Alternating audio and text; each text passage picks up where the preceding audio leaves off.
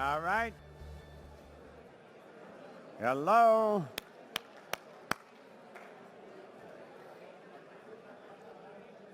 Okay.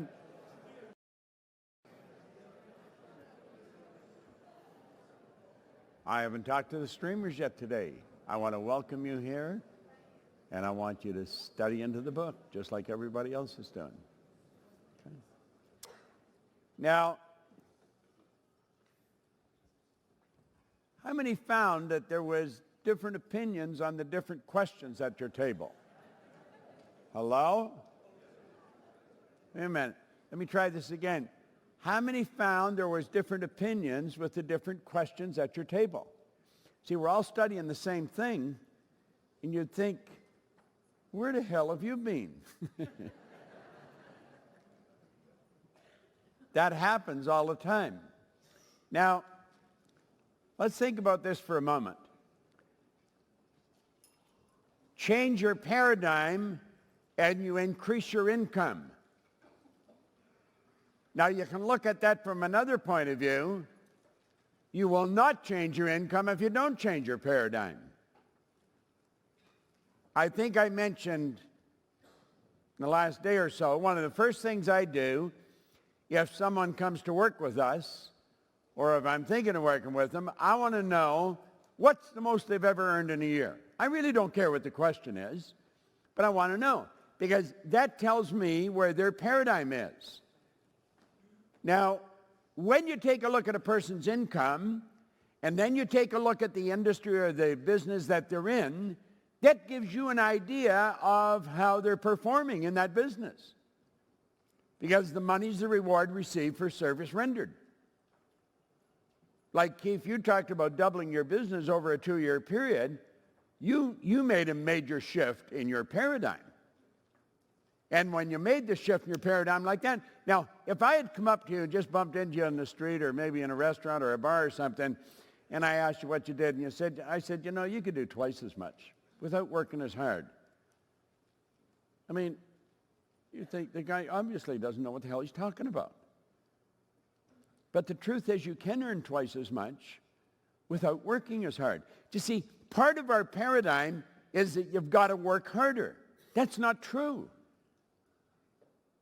I did a TV thing with Robin Leach a number of years ago. He has probably interviewed more wealthy people than anyone alive, because that's what he did, the lives of the rich and famous. And he would talk to the wealthiest people in the world.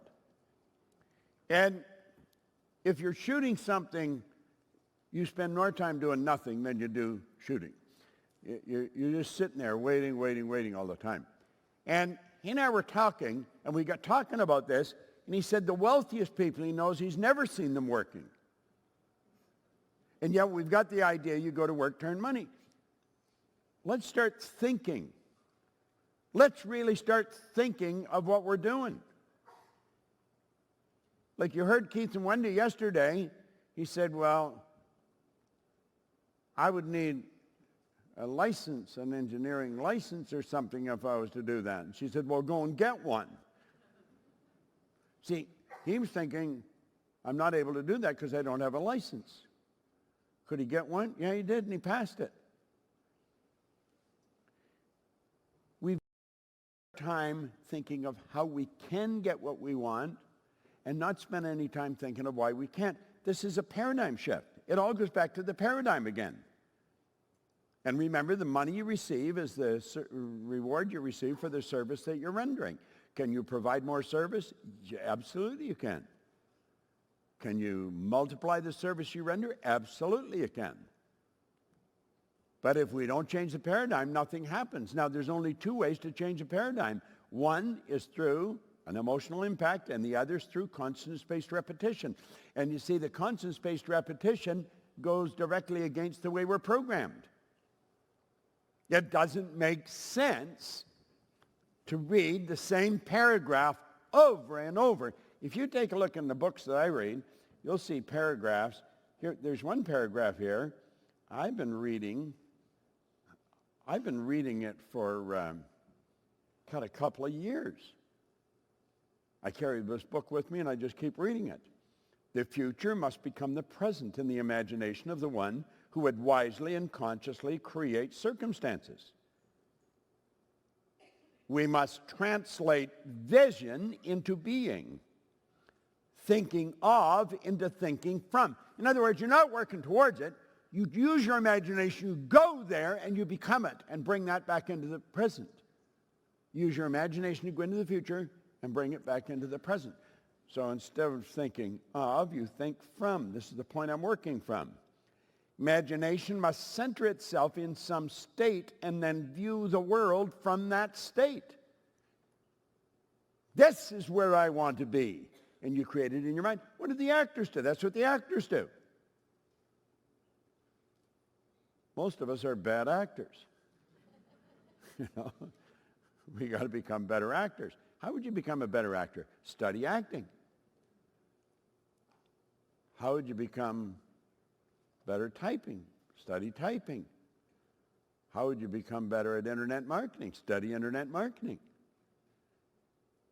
How would you become better at changing paradigms? Study changing paradigms. This is all pretty simple. Thinking from the end is an intense perception of the world of fulfilled desire. It's an intense perception. That's where the will comes in. You're using the will to shift your perception. It's an intense perception. That means very, very focused. Thinking from the end is an intense perception of the world of fulfilled desire. We create the fulfilled desire in our mind. We see ourselves. We're already there. We let that image control our vibration. What will that do? That'll set up a new attractive force. It flips us onto a different frequency. And when we're on that frequency, we can only attract what's on that frequency. What's on that frequency? The thoughts and things and people and events that are necessary for the manifestation of the image that you're holding. Thinking from the state desired is creative living. Ignorance of this ability to think from the end is bondage. It is the root of all bondage with which man is bound.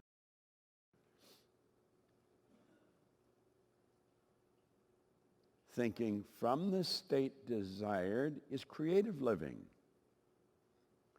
Ignorance of this ability to think from the end is bondage. I'd venture to say there's a lot of you that aren't doing that. So you're in bondage.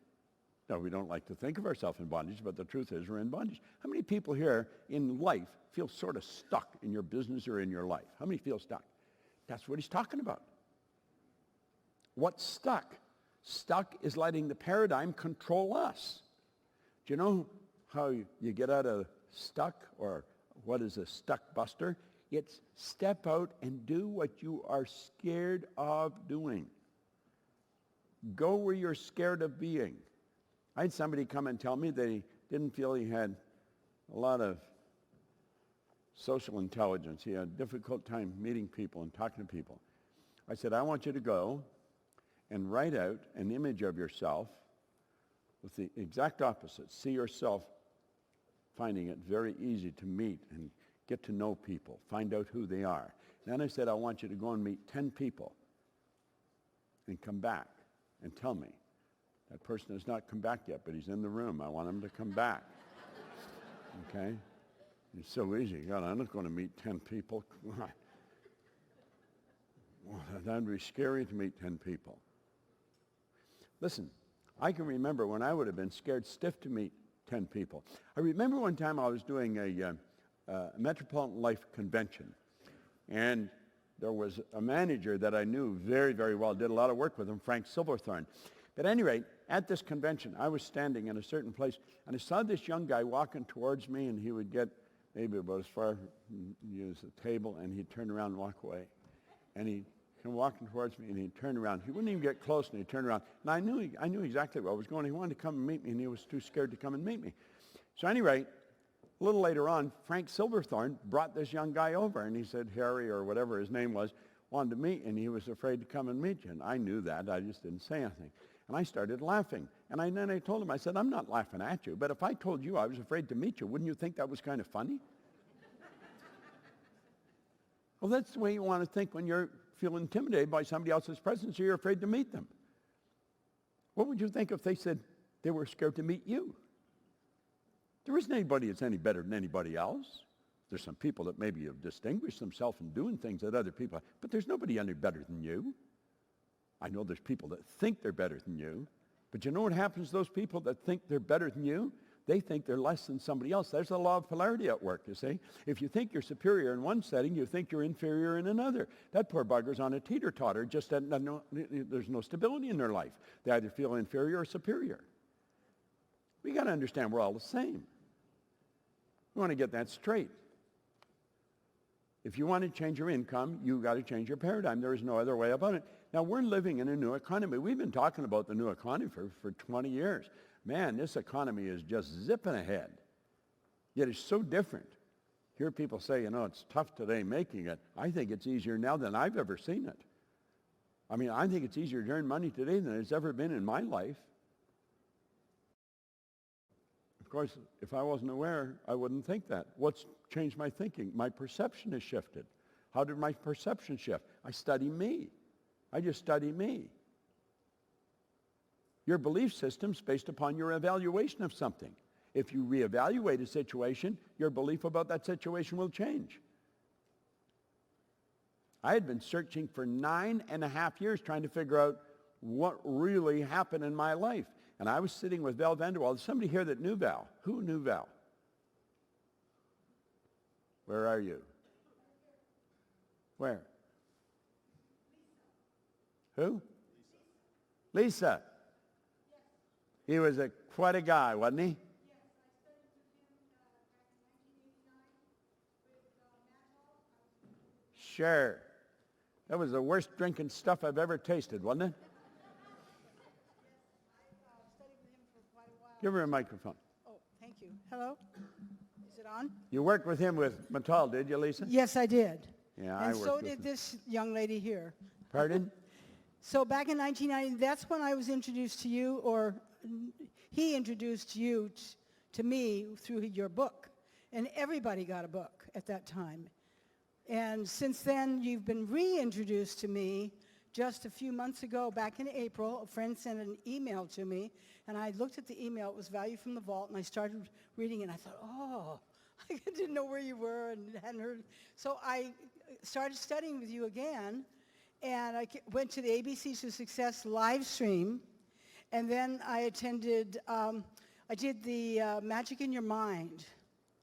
And when I did the Magic in Your Mind program, everybody, that's awesome.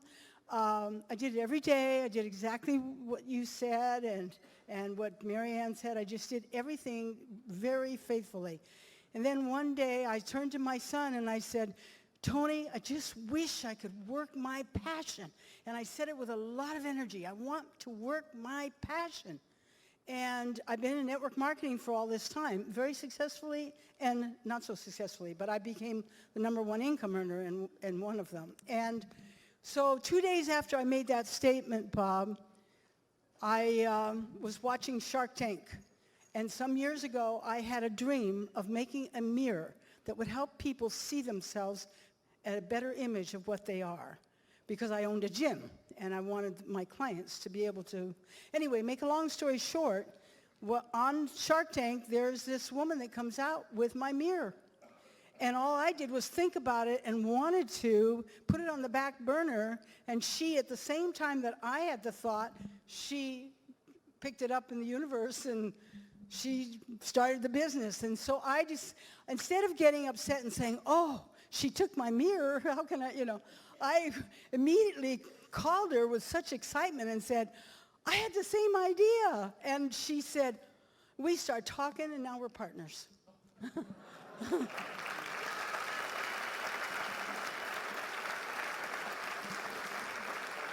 And I want to tell you that the mirrors is a beautiful tool. Doctors are using it for people who are anorexic and bulimic. It's, when you look in this mirror, it says back to you, you're beautiful. See that. You're just looking in the mirror, but that's what she's got in the mirror. She's an amazing young lady. They wanted to be here today, but they were not able to come. So it all started with you back in 1989, you and Val. Val, I went to every seminar. I was in his inner circle, and I'm just a few years younger than you, and I'm still going. Thank you, Lisa. Thank you. Thank you. You know, if you are fortunate enough to know Val Vanderwall, he was bigger than life. Val and I did a lot of work together.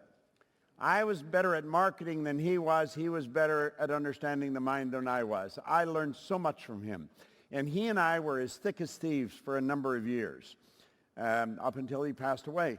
But we would often go and work for companies together, the two of us. Now, he used to always say I had to run around in the shower to get wet. He was big. He was a big guy. And he would wear a bright red sports jacket and white pants and maybe a big bow tie or something. I mean, God, when he came into the room, you knew he had arrived. He always reminded me of Jackie Gleason. But at any rate, I remember we both liked buying clothes. And we would be in some city and we'd go out shopping, you know. He'd go into a clothes store and he'd say, "You got any men's clothes in here?" But he was so good. And he did a lot of work with Mattel. I did some work with them, but I hated drinking that stuff. My God, that was just the worst tasting stuff in the world. But they sold a lot of it. But Val Vanderwall, he was a piece of work, and he taught me so much. I was trying to put the pieces together. There's two stories I'll tell you about Val. I was working at Nightingale Conant, and I was winning. I had no trouble winning. I mean, I was doing real well, but I couldn't figure out why I was doing so well, because I couldn't tell you what I had done. I would tell you I did this, and I read that book, but, you know, that didn't work. And somebody said, "You should go listen to Vanderwall." And I said, "Who's he?" They said, "He's doing a seminar in Vancouver, I think, this weekend." So I jumped on a plane in Chicago, and I flew out to Vancouver. And as soon as this guy started to talk, I knew that he knew what he was talking about.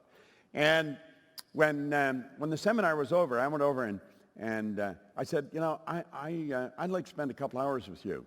And, of course, that's pretty common. You know, everybody wants to spend a couple hours with the person that's running the seminar. And he looked at his watch, and he said, "Well, I'd probably like to spend a couple hours with you." But he said, "I got to catch a plane." And I said, "I don't mean right now. I got to catch a plane, too." He said, "Where are you going?" I said, "I'm going home." He said, "Where's home?" And I said, "Chicago." We said, "What are you doing out here?" I said, "I come out to hear you talk." And I think that sort of impressed him. He said, "You come all the way out to hear this?" And I said, "If I had known what I was getting, I would have walked all the way out here." So anyway, he said, "Well, I'm not going to be in Chicago anytime in the near future, but I'm going to be in Toronto in a couple of weeks." And I said, "I'm from Toronto." I said, "I'll fly over. It's only an hour away." And so the two of us sat down in the Skyline Hotel for what was supposed to be a couple hours. We stayed there for about 3 days. I got the education of my life. And he was the one that introduced me to the stick person. And as he started to explain all this, it was like over years and years and years, it was all falling into place. Order was coming into my mind. And I was getting so jazzed. Well, then one day we were sitting in a hotel out in the airport strip in Toronto, and I still hadn't got it all put together, but I was getting very close. And it just in idle conversation, he said, and if you read all the good books, read the Bhagavad Gita, the Quran, the Torah, the Book of Mormon, the Bible, the New Testament, the Old Testament, get into all the good books. Every one of them tell you got to believe, and if you don't believe, baby, you're toast. You've got to believe. Yet your beliefs that control your life. So I'm thinking, how do you believe? Just believe it. How do you believe it? It's interesting, isn't it? How do you believe it? Just believe it, you know? We're sitting there, and he said, our belief system's based, this is in conversation, our belief system's based upon our evaluation of something. And he said, and frequently, if we reevaluate a situation, our belief about it will change. And it was like bells and rockets going off in my head. And I said, what did you just say? He said our belief system is based upon our evaluation of something. And frequently, if we reevaluate a situation, our belief about that situation will change. Like that. I knew what happened to me.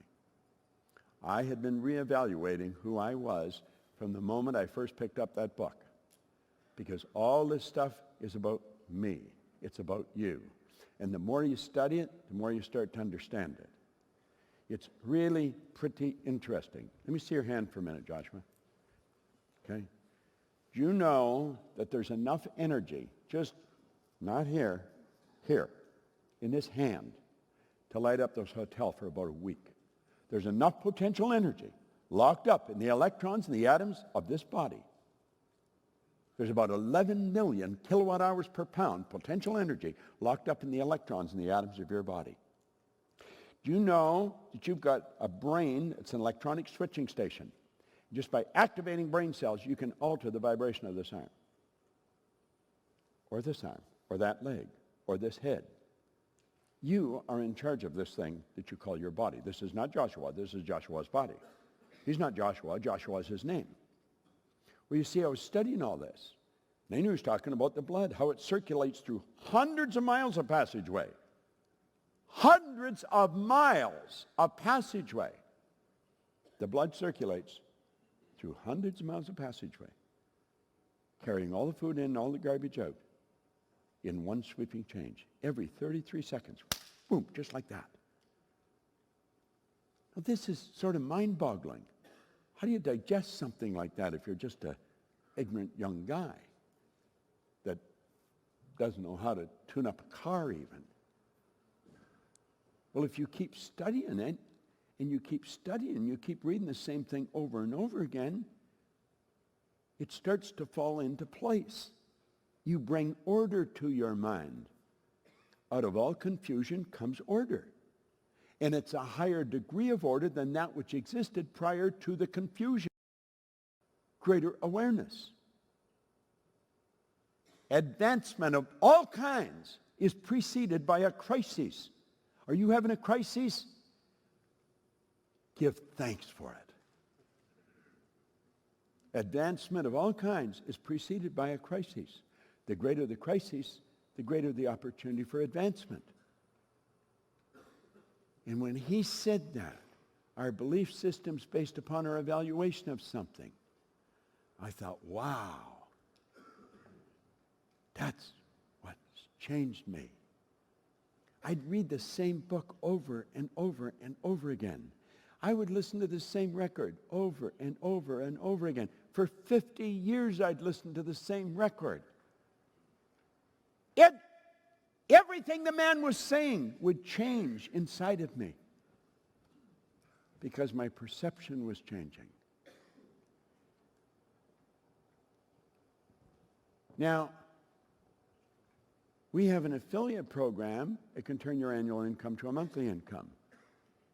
You have other programs that will do the same thing. I'm just telling you about ours.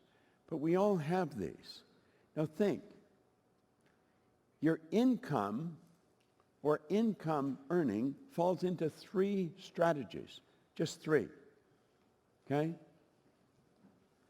M1, M2, and M3. M1, M2, and M3. Now, if you're going to teach your children how to earn money, and if you don't, odds are pretty good they're not going to learn. I've got the time. You can take that off, please. All right? Teach them the M3 strategy. School doesn't.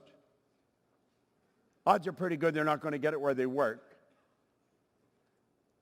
If you want to teach your children how to earn money, they've got to understand the M3 strategy. M1 is the worst strategy in the world, and it's used by 96% of the population. They're trading time for money. I don't care how much you earn an hour.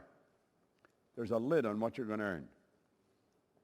It's got an inherent problem. The problem is called saturation. You run out of time. As an attorney, you can hit them with a pretty good hourly number, can't you? But you still got a cap on it. That is the worst strategy in the world. Now, part of our paradigm is to save for your old age. Save for a rainy day. Do you know what you're going to get? A rainy day. That's right. Why should we save for a rainy day? Well, because that's part of our belief system. Who originated that? I don't know. Do you believe it? Yeah. Why do you believe it? I don't know. You see? That's the way we live. So a person is not earning that much because they're working with the M1 strategy, and they try and squirrel a little bit of what they've got away, and they do it at the expense of a life. They never drive the car they want. They never live in the house they want. They never take the vacation they want. They always fly in the back of the plane. I remember one night, I don't know whether I was going or coming from the Far East. I got up, it was night, and I moved the curtain and I looked in the back of the plane. And man, was it crowded. And they would have seats on both sides, and there was, in the middle, they had to be 15 people, you know. And I'm looking at it, and I thought, what if you're in the middle? There's 7 over here and maybe 8 over there, and everybody's sleeping, and you've got to pee. God, you'd be sitting there, and, you know, kidneys just about bursting, and you're trying to figure out which side are you going to wake up. And they're moving, you know. And then they go back to sleep. And then you come back.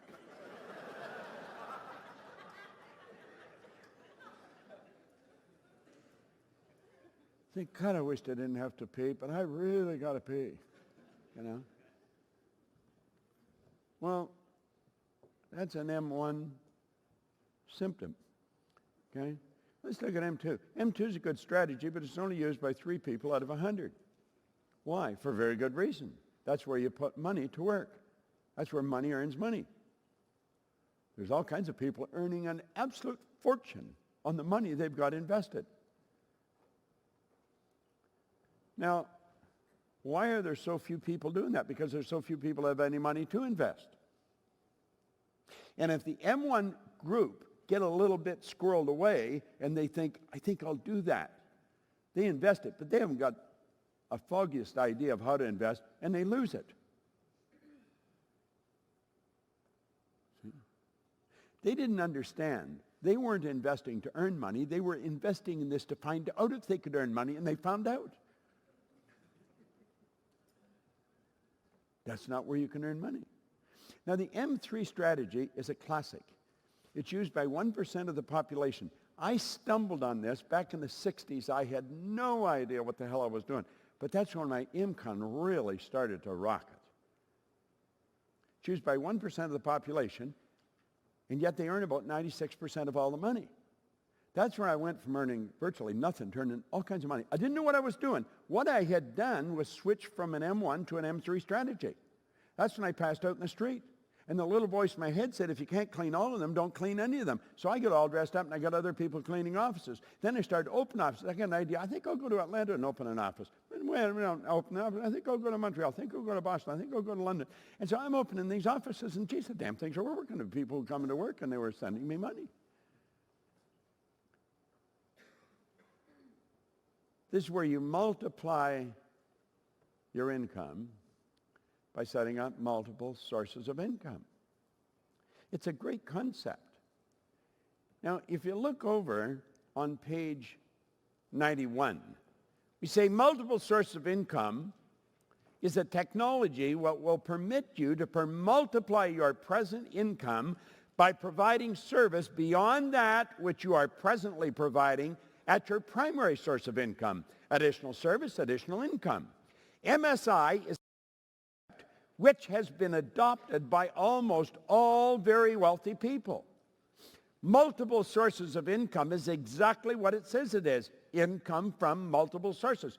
MSI is not another job. It's not a better job. It's not even a job. See, we get the idea that you have money by getting a job. MSI is a way of adding new dimensions of excitement and fun to your everyday life while you are becoming very wealthy. An MSI is an idea which you are in harmony with. An MSI is an idea which enables you to provide services to humanity in a lawful manner for which you will be fairly compensated. The compensation you receive from each MSI could be minimal or it could be millions of dollars per year. An MSI should not interfere with nor cause you to jeopardize your position of your primary source of income. Now,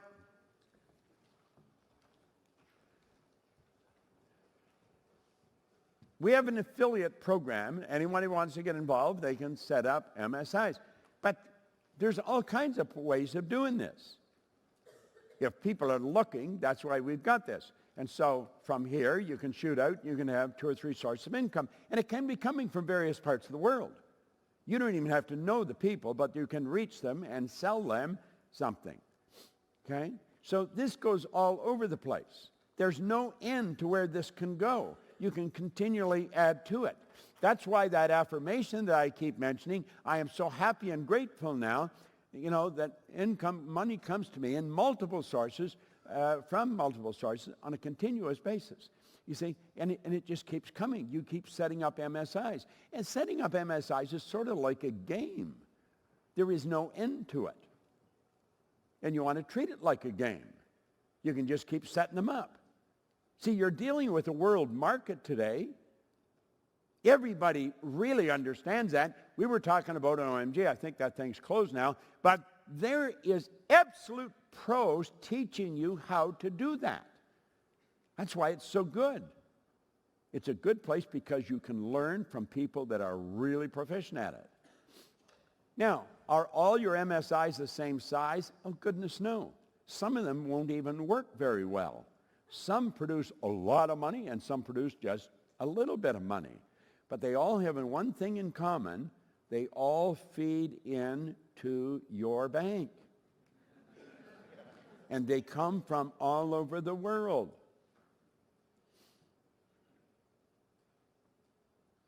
Living in Toronto, I find it rather interesting when I get a check from the company for $10,000, I've automatically got $15,000. Now, of course, it goes the other way, too, But there's no end to what you can do. There's absolutely no end to it. Now, as you look at this and think about it, you've got, I believe, a laminated sheet with this on it, don't you?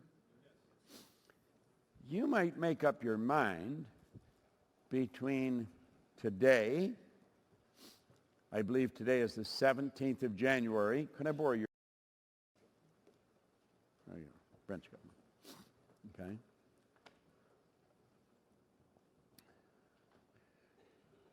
Some of your MSIs will be big and some will be small. Now, you can use this just as a mind trigger. Put it somewhere where you are often.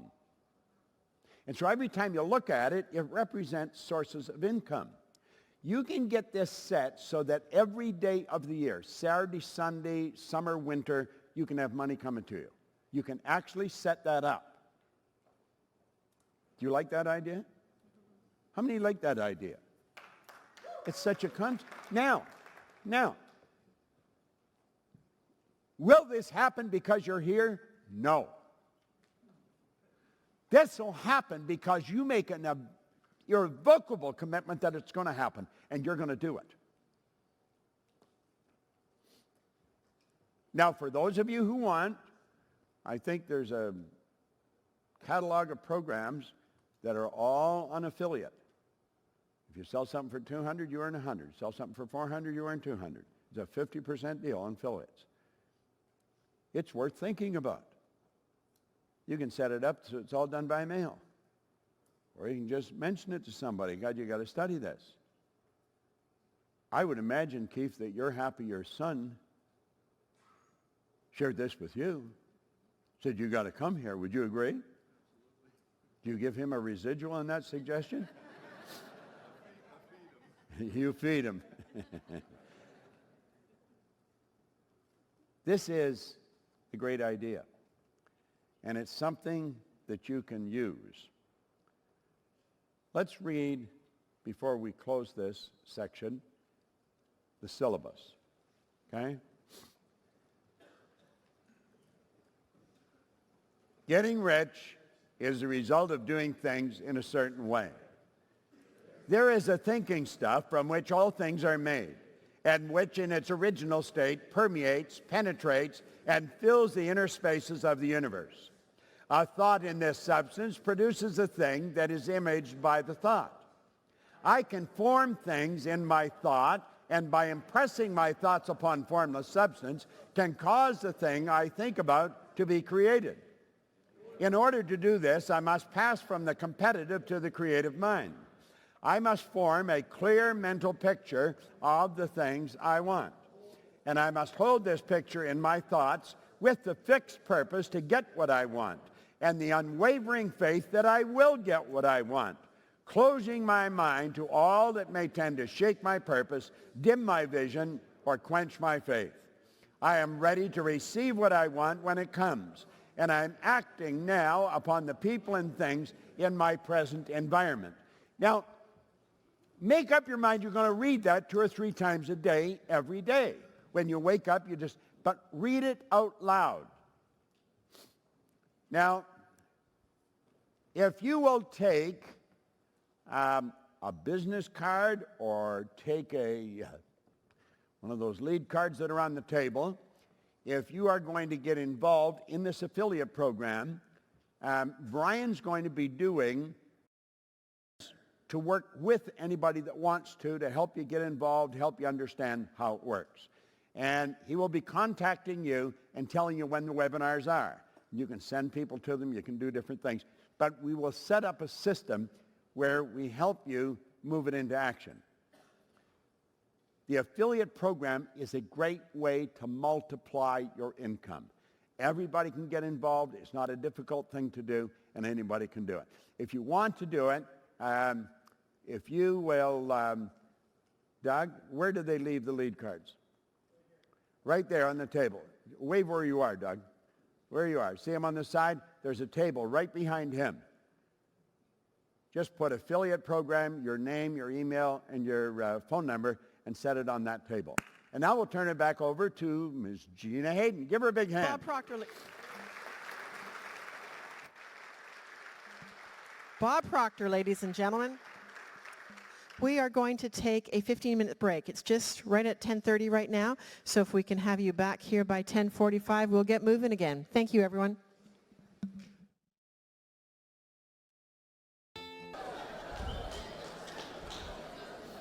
Mr. Bob. Mr. Are we all ready? Are we all ready?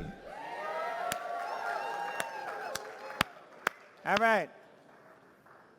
Sandy Gallagher is going to bring you into the gratitude lesson. Sandy, come on up here.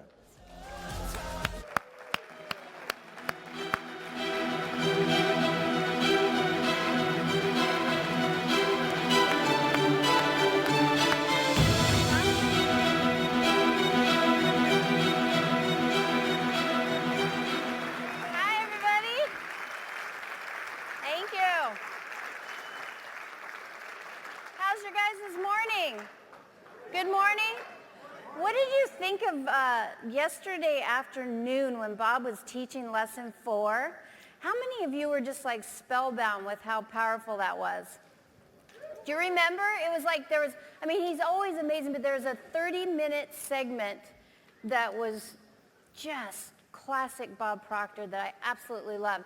And that's such an important lesson. And remember, Bob said at the very beginning, there are 3 chapters to read over and over for at least 30 days. What are they?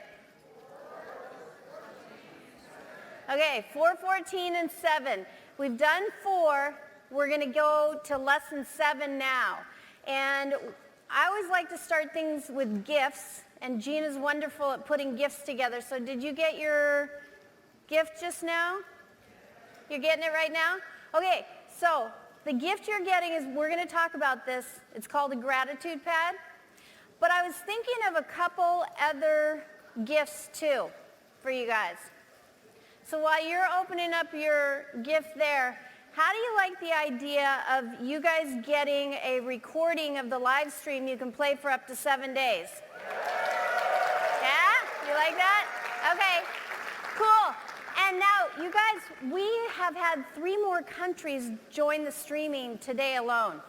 So listen to this. This is a camera where our streamers are coming in and they can see you. We have 78 countries streaming in. I want you guys to stand up and just give them a warm welcome. Welcome to our streamers. Woo!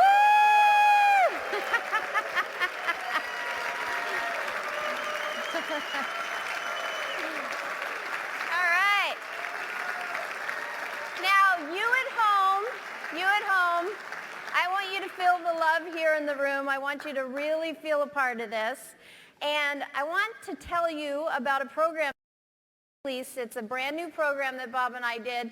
It's the new Science of Getting Rich. And it's a digital program. You can download it to your iTunes. You can download it to your computer. And I'd like to gift it to each and every one of you. How do you guys like that? How would you like to have that? This is so much fun. What else can I give away?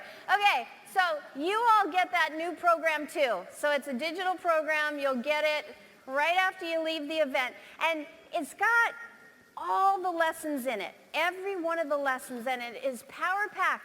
And so, you know, I told you about the first seminar I went to and the big ideas I had. And leaving the room, if you really are doing your work here this weekend, you're going to come to the end of today and you're going to reaffirm or make a decision on whether you're really going to do what you want to do.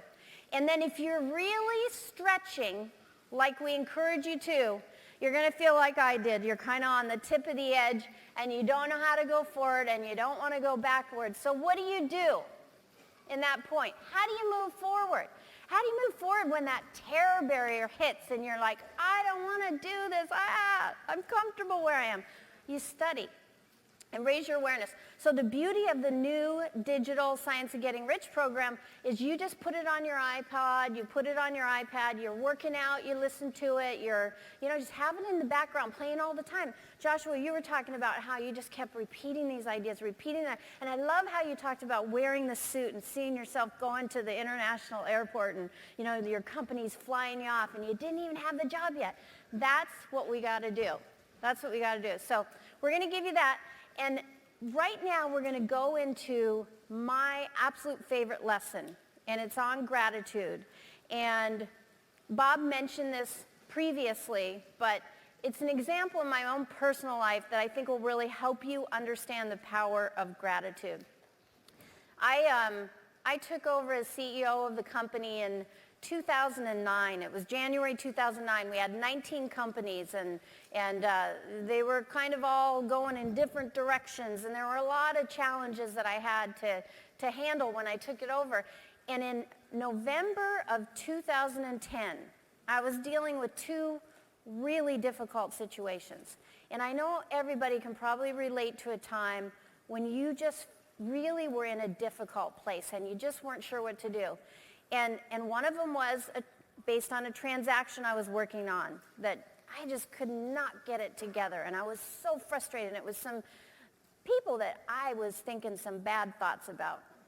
Because I had inherited this messy deal, and I was trying to clean it up. And the more I offered, the more they wanted. And we were so far apart. And then I had a personal issue, a relationship falling apart, and it was very painful and difficult. So we were at an event in Phoenix, Arizona, and I asked Bob if he'd have a cup of coffee. I said, will you just sit down and have a cup of coffee with me? And I said, can you give me, I'm dealing with these 2 difficult things. Can you give me 3 things that'll help me deal with it and make me a better person in the process? And of course, he says yes all the time. He just wants to help. He said, absolutely. And he thought about it for a second. He said, okay, here's what I want you to do. 3 things. And he gave me steps 1, 2, and 3 for gratituding. We're going to go through the exercise, but we'll talk about it, but it's the process of gratituding. It's a process of really focusing on what you're grateful for. And he wrote the 3 things out, and then Gina is so amazing. He gets her on the phone from the coffee shop, says, can you create a pad that would, have this? And he kind of gave her like really cryptic ideas. And within an hour, she had these gratitude pads, like 10 of them, with my name on them, beautiful, like the ones that you have. And so Bob said, do this every day, first thing, every morning. You're going to be amazed at the results you get. That was November 10th, I believe, November 7th. And then the next week, I take my mom and my sister Sue to Hawaii. And Gina had pads made up for them as well. And we went through this exercise. And we did it every morning. And within 1 week, before we left Hawaii, that transaction that kept getting further and further apart was signed, resolved, done. That blew my mind. It blew my mind. Because as being a deal lawyer, I never would think the first advice I'm going to give you is just sit down with your gratitude pad, But it works. It's absolutely amazing how it works. And then to see it unfold with my family, with my mom and with my sister in 1 week, to see the impact. And now I have friends that sit down with their whole family and do this, that sit down with their team and do this. There's huge power in it. And so we want to think about why. Why is there so much power in the process of gratituding? And so this is where we're going to dig into the workbook here. And I want you to really put your thinking caps on. Turn to page 95. And as we're reading through this, it's about 4 pages, the gratitude lesson. And as we're reading through it, and I'm going to have you read some amongst your table, but some we're just going to get going. And when something really, really hits you, I want you to underline it or asterisk it. Put an asterisk next to it. Okay, so starting line 1, the illustrations given in the last chapter will have conveyed to you the fact that the first step toward getting rich is to convey the idea of your wants to the formless substance. How many of you really believe that you are crystal clear on your wants and that you have conveyed it to the formless substance? Crystal clear. And are you sending one message, or are you sending confusing messages? Well, I want this, but maybe I want that. How many really believe you've got it crystal clear? Because everything that you are transmitting out to the formless substance, you're inviting back. So you want to really focus on what is the idea you're conveying. The first step is to convey the idea of your wants to the formless substance. This is true, and you will see that in order to do so, it becomes necessary to relate yourself to the formless intelligence in a harmonious way. How do you relate to this substance you can't even see in a harmonious way? Gratitude. And what does harmonious mean? What does it mean to be in harmony? You're relating yourself. You get this vibration of gratitude and focus on the good that you want, and that's exactly what you're attracting back. Harmony with it. Line 8, to secure this harmonious relationship is a matter of such primary and vital importance that I will give some space to its discussion. I will give you instructions which, if you follow them, will be certain to bring you into a perfect unity of mind with God. Now look at line 13 and 14. I'd put an asterisk and a highlight on this. The whole process of mental adjustment and attunement can be summed up in one word: gratitude. So if you are sitting there and you're having a bad day, if things are going wrong, if Mercury's in retrograde and your computer is locked up and you're missing a deadline, just stop what you're doing. You always have time for this. Stop what you're doing. The entire process of mental adjustment and attunement can be summed up in one word: gratitude. You just had an argument with somebody and you're feeling so bad about it and you're putting your energy into feeling bad. Stop. What are you grateful for? What do you love about this person? What do you love about yourself? It brings you back into harmony with the good you desire. Buckminster Fuller has a great quote. If you want to change something, don't fight the existing reality. To change something, build a new model that makes the old model obsolete. If you're in an argument and then you're feeling bad about the argument, what are you doing? You're fighting the existing reality. So you want to just step back. What am I grateful for? Refocus. Remember, all this is going out to the formless substance. All of this is a request that you have. So stop, do the gratitude. Now, let's read this line 15 to 19 together and read it with feeling. First, you believe that there is one intelligent substance from which all things proceed. Secondly, you believe that this substance gives you everything you desire. And thirdly, you relate yourself to it through a feeling of deep and profound gratitude. I love that. Now, if you really, really believe that there's this intelligent substance and it gives you everything that you want, isn't that a beautiful idea?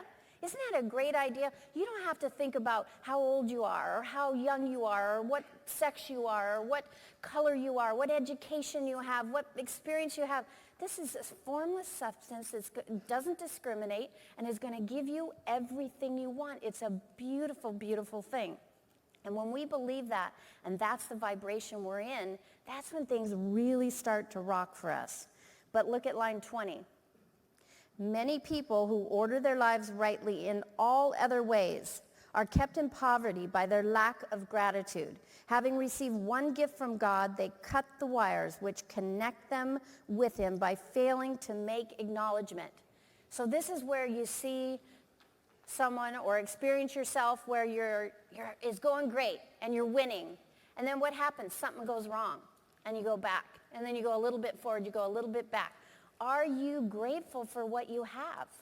You want to really keep coming back. Are you grateful for what you have? And when you allow yourself to get in a space of deep gratitude, it's a profound appreciation. It's every cell of your body. How many of you are dog lovers? Oh my gosh, we got a lot. Well, my dogs are my children. And I have 6, and 7 is on the way. And I have little ones, and I have big ones. My little ones are Cruiser. He's a 5-pound Maltese. And then I have Sasha. She's a 10-pound Morkie. How many know Morkies? Oh, they're so cute. Maltese and Yorkie mix. And then you got Abby. She's 14 pounds. She's a Morkie as well. And then you got Emma. She's an 11-year-old Black Lab. And Sam the Man Jr., Sam the Man has gone on to the next phase of his eternal journey. But Sam the Man Jr. is 2 years old. He's a 75-pound Black Lab. And then I've got Maggie, who's 8 months old, Black Lab. Oh my God, she's just a lover. She jumps in my lap like Cruiser. Like Cruiser's 5 pounds. You know, Maggie's over 70 pounds and she'll jump on my lap, or she tries to sit on the back of the chair like the little dogs. She's like hanging over. But you know, it's like you know that feeling that you love them so much and they hug you? It's kind of like Blaine, Cynthia's husband Blaine, when he gives you a hug. It's like every cell of your being is just you. It feels so good. That's what gratitude is. That is what we mean when we say to really feel a deep and profound sense of gratitude. Okay? So think of your dogs. Now, line 30, when good things come to us, the more gratefully we fix our mind on the supreme power, the more good things we will receive and the more rapidly they will come. The reason for this is simply that the mental attitude of gratitude draws the mind into closer touch with the source from which the blessings come. Isn't that a beautiful thing? So you want to stop and remind yourself all the time to be grateful. Like put a reminder on your keychain or your rear view mirror. Put little stickies on your mirrors. Have your gratitude pads sitting out. Maybe have a couple of them.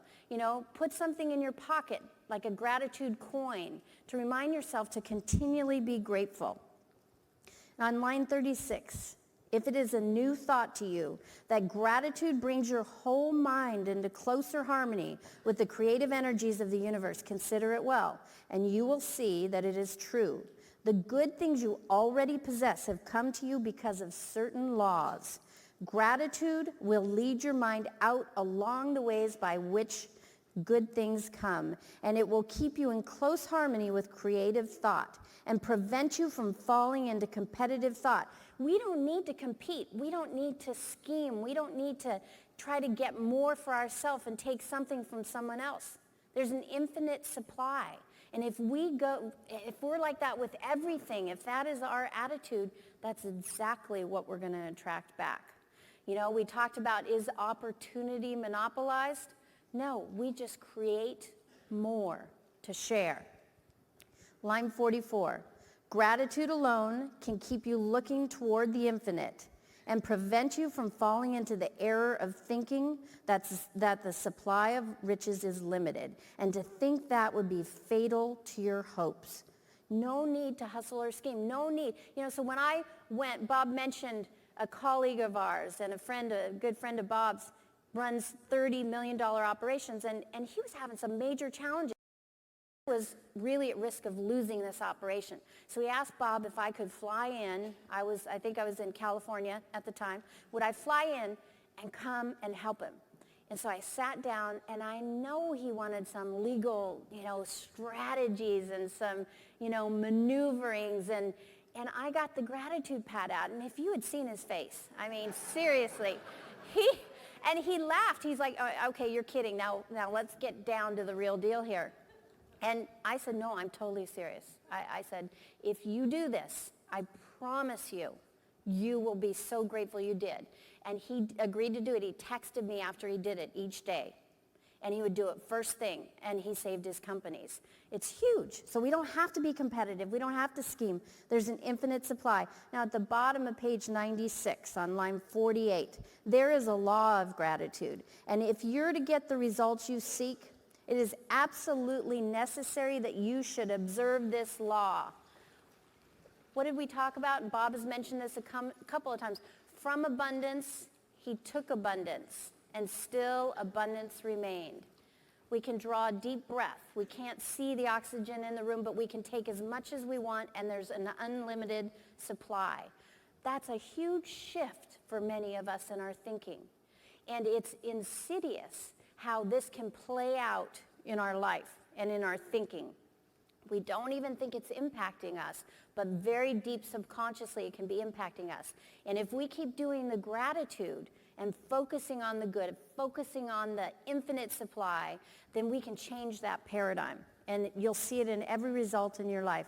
Now, line 58 to 59 on page 97, I would encourage you to highlight this and to repeat it over and over and really see how that feels in you. Draw nigh unto God, and he will draw nigh unto you. This is a statement of psychological truth. You go towards the good you desire, the desire is moving towards you. And if your gratitude is strong and constant, the reaction in the formless substance will be strong and continuous.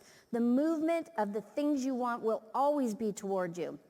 Notice the grateful attitude that Jesus took, how he always seems to be saying, I thank thee, Father, that thou hearest me. You cannot exercise much power without gratitude. I loved it when Keith and Wendy and Joshua came up on the stage yesterday and told the story of the boat. And Keith, when you were talking, you could just feel the gratitude ooze from your being. And Wendy, you could feel it in you too. And as you were just filling your mind with these great ideas, and you're like, I became such a great businessman because you had to. You had to get those results. But underneath all that was the gratitude that it was already here. And Joshua, it's the same thing as you're marching down the airport, for this company that doesn't even know you yet. And you just had this deep sense of gratitude. That's what we're talking about here. Line 68. And this is a really important point. The value of gratitude does not consist solely in getting more blessings in the future. Without gratitude, you cannot keep from being displeased with things as they are. The moment you permit your mind to dwell with displeasure upon things as they are, you begin to lose ground. You fix attention upon the poor, the squalid, and the mean, and your mind takes the form of these things. You will then transmit these forms or mental images to the formless. Thus the common, the poor, the squalid, and the mean come to you. That's what you become, because that's what you're focused on. We choose, line 79, to permit your mind to dwell upon the inferior is to become inferior and to surround yourself with inferior things. But to fix your attention on the best is to surround yourself with the best and to become the best. That is such a simple statement, and it is so true. And sometimes things can feel so bad that we just, yeah, right, I know, but I'm going to go back to feeling bad. But it's a choice. And we are sending that order out there. Highlight lines 83 to 86. This is probably one of the most powerful statements you could ever focus on.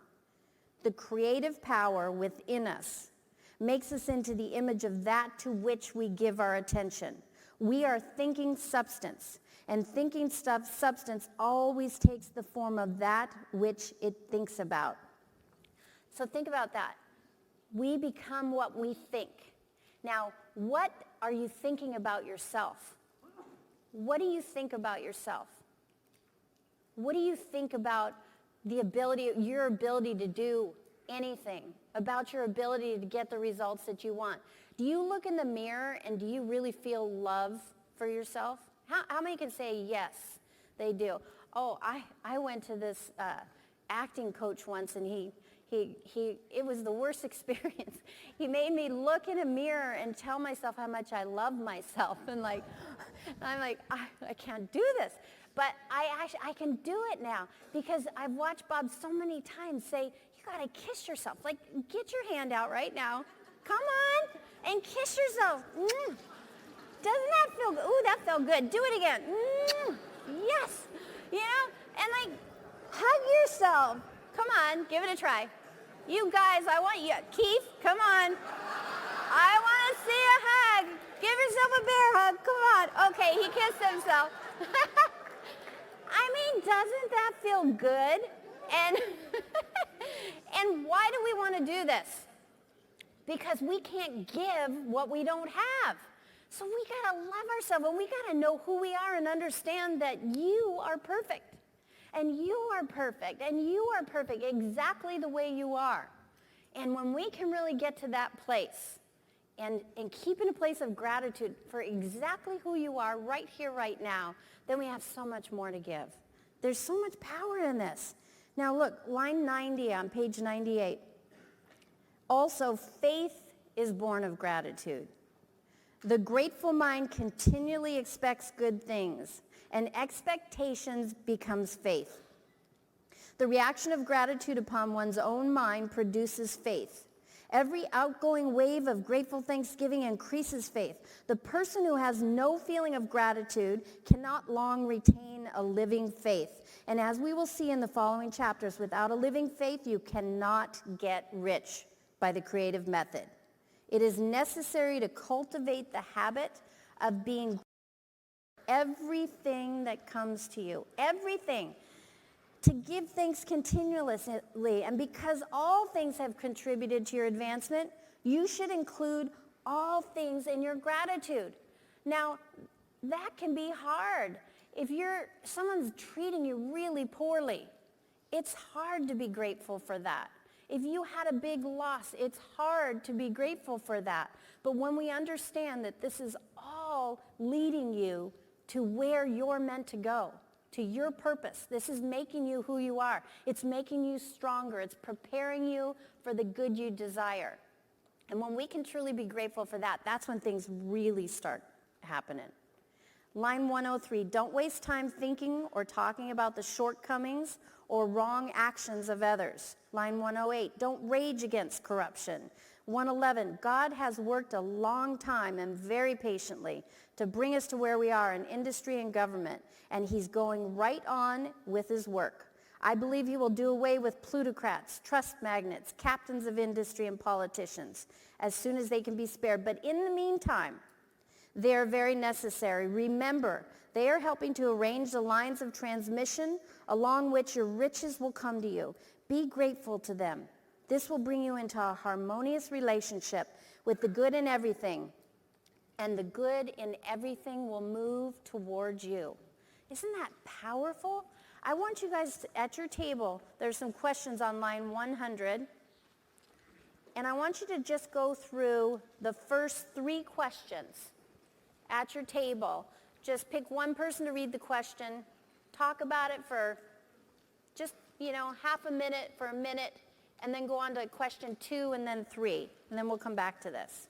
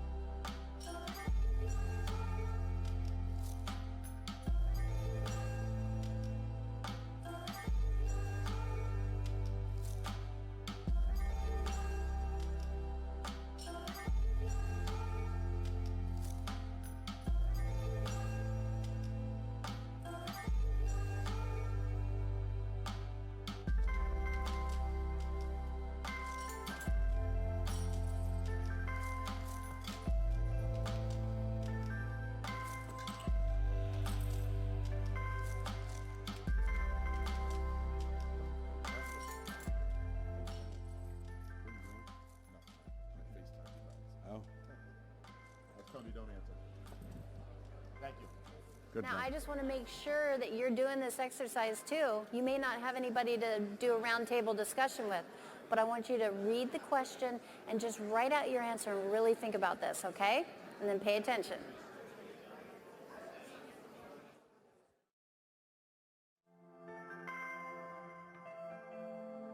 Guys, get through the questions? Got through the questions? Yeah?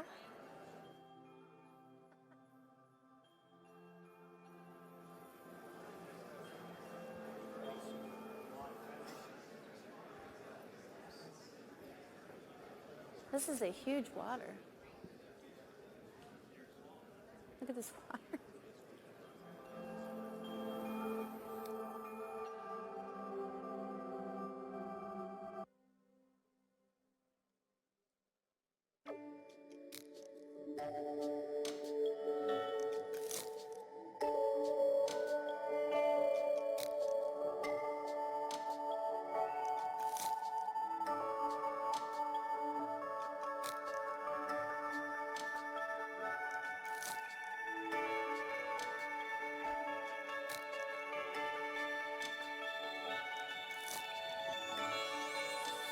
Underneath the moonlight, watching invade me.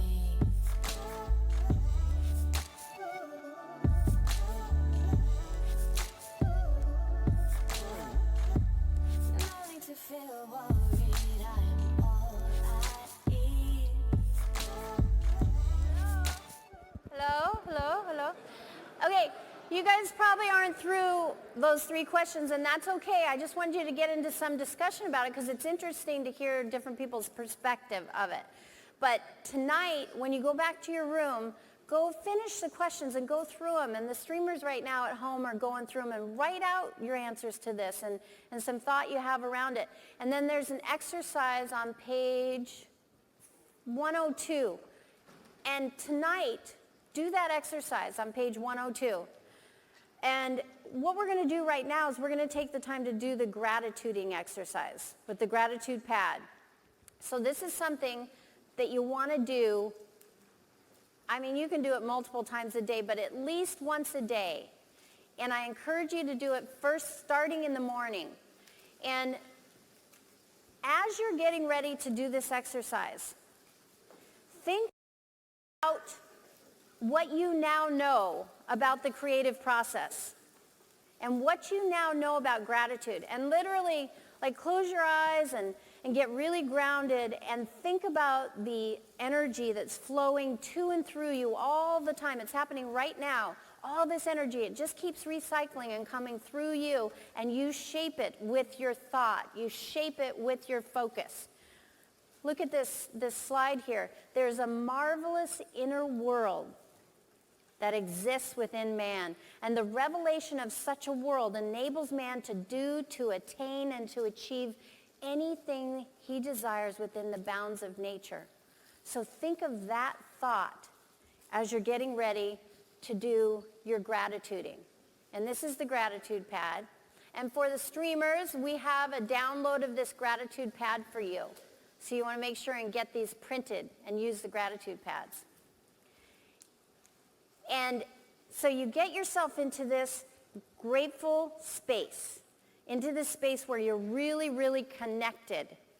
And think about being consciously connected, because then you're conscious of the source and creator of all power, and you realize and receive the many benefits that surround you.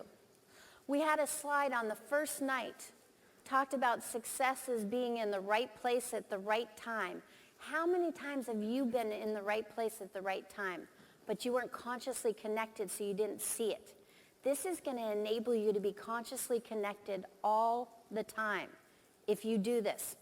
So right now, I want you to think of 10 things you're grateful for. And this might be like this morning on my gratitude pad, I always write out I'm grateful for Bob Proctor. I just think he's the most amazing teacher and mentor and friend that you could ever ask for. I am so grateful for our company and our amazing team and for our clients and all the good that we do. And I'm equally grateful for that wonderful Americano that Brian brought me this morning. It tasted so good. And for my puppies and for the sun that was shining, and it was 50 degrees out, and I liked that little bit of a chill with the sun shining. So this really just gets you in a place of gratitude.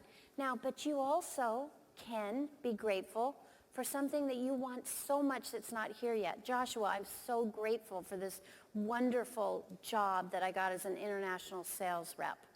Or I'm so happy and grateful that we were able to get this deal together in an elegant, quick way. Okay, so that's what you do with this. If you have any questions, just raise your hand. I'll come around. I'll help you on it. And then when we do finish this exercise, if you want to, just a couple of you can share on what kind of aha you had or something that you're grateful for. Okay? 10 things you're grateful for. Make sure you're doing this at home. 10 things you're grateful for.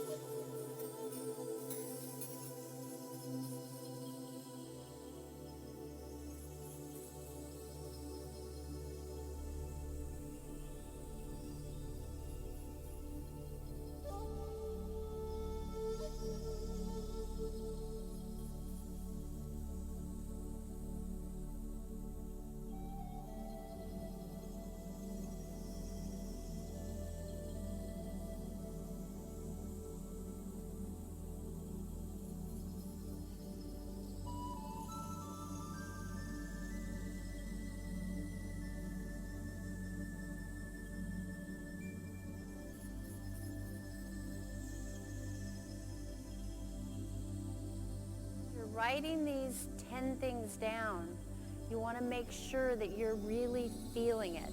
You're feeling the gratitude. It's not just an intellectual exercise, right? So who wants to share something about, yeah.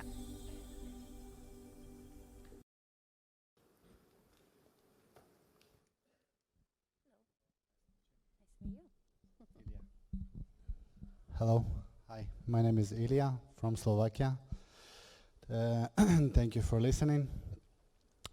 I have a story of myself. I'll choose the greatest one.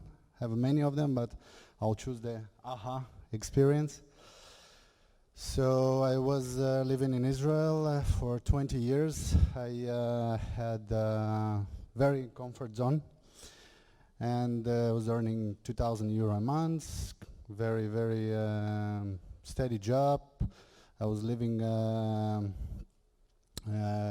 my parents' house, and it was actually business of my mom, and had a 5 minutes apartment from beach. Everything was great, but something in me said I want to do something by myself. And somehow inside of me, I believe that I can do it, and some crazy blind faith that I will do it, just do it. And I left everything. I have no education, no university, no nothing. Barely finished my high school, and left to Europe. So my mother told me, "You are crazy, where are you going? You have no education." She was like really against it. And I left to, it was Milano. I was lived a half year in Milano, and I used the technique that Bob showed in the Secret movie. Just write it down and visualize it. So I did it for almost half a year. I visualizing what I'm doing, that I'm already doing it. It was a business of fruits and vegetables. And I was just visualizing every day, looking for a job, no money. The money ran out after half a year, so I accepted that I have to go back to Israel. And then suddenly, my wife told me, "Look, you have to call this guy that told you maybe he has some job for you. And maybe he can help you." I was like, no, did not speak with him 1.5 years, no chance. So she said, "What do you have to lose? You have to lose nothing." So I called him, and he said, "Well, I have no job for you, but maybe I have someone that can help you that." And I gave him a call, and he said, "Yeah, sure, maybe you can come." And it was exactly the same business as I was thinking about it all of this half year. And I called him, I said, "Okay, come along." I came to him, took the first flight, and worked with him half year. Learned the business, and by chance he just closed this department. And also another help of my wife, she told me, "Okay, if you did it for him, so you can do it by yourself." And after half year that I left from Italy to right now in Slovakia, so I started my own business, absolutely from scratch, no money at all, just circumstances that came to me, I don't know how. I met a guy who just helped me, and he said, "You have a 20,000 euro right now, and when you have the money, just give me back the money." And I really could not believe it that this happened to me. Now I have a very successful business, working with 3 countries, providing fruits and vegetables from all over the world to 3 countries. And everything starts here. Give him a hand. Thank you for sharing. That's so good. All right. Very good. Any aha moments or questions on this exercise of gratitude? Yeah. Hello, everybody. My name's Daryl Zip, San Antonio, Texas. I've got a few of these things. I don't think I have 10 of them, but I got some of them. And I think that on the first of on my gratitude list, I am grateful for God for another day of living. And I say that because there's a couple of days that came awfully close that was almost the end. One was an accident, and one was my main heart valve was totally blocked.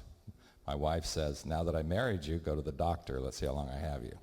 And the doctor told me, he said, dude, you're a dead man walking. Get in here. So they did a stent, and the hell was that? What's that thing called? They did the thing. And I didn't know about it at all, but because of that, I put a little bit more focus on what I'm grateful for. Yeah. And number one, I'm alive.